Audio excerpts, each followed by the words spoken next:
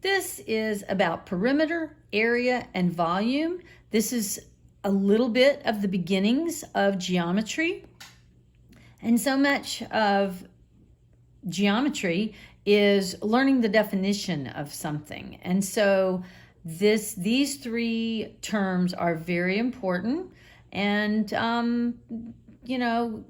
get them, associate them with your everyday life so that you will remember how to use these words. Okay, perimeter. And if you think about meter, we just dealt with that a minute ago in the metric system. That's a measurement around something.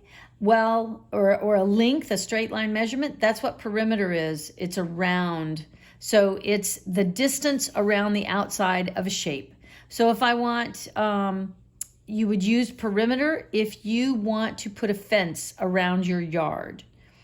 You're just going to add up the length. So if the backyard is a total rectangle and it's not attached to anything, and I just want to put a fence around this shape, I am going to add 2 plus 4 plus 2 plus 4. It's just straight line measurement. The formula for a rectangle, which is what this is perimeter equals 2 times the length plus 2 times the width. The hardest part of geometry is remembering what the letters stand for, and once you've been told, it's probably not too hard to remember that. So 2 times 2 is 4, 2 times 4 is 8, and then add those two numbers together, and 4 plus 8 is 12. So that is how you would get the perimeter. It's really just a matter of walking around the outside and adding up the numbers. Now, area, though, is the measurement of the inside of a shape. And the formula for area is the length times the width. So if I wanted the area, I'm going to be multiplying the length and the width, just multiplying those two numbers. So let's look at what happens. It covers the entire space. Notice this, when I did the perimeter, it was just going to basically draw this same rectangular shape around this outside. But now if we want to take the area, it's going to cover the entire space. You would use it for covering a floor with wall-to-wall carpet. So when you're buying carpet, you're either buying it in square yards or square feet.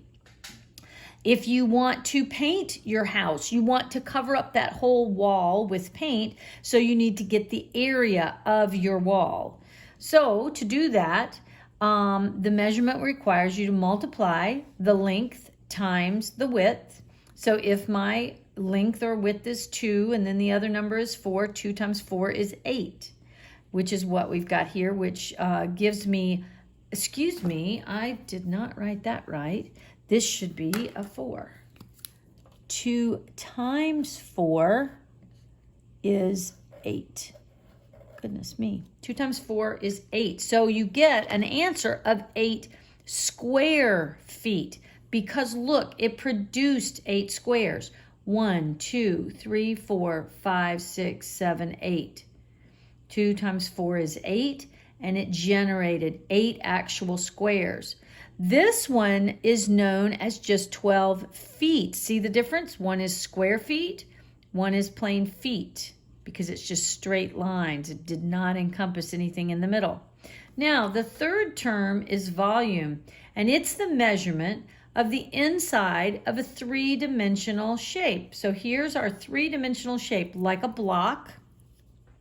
My particular shape is, let's say it's 2, in this case I've drawn the symbol for inches, but I may be calling it feet later on, inches over here. Anyway, okay, so it's 2 inches tall by 2 inches, ooh, excuse me, let's do this.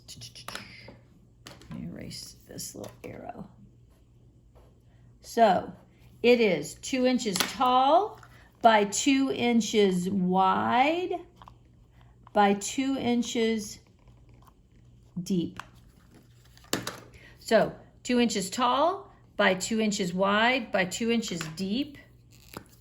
And so you need those three measurements to multiply.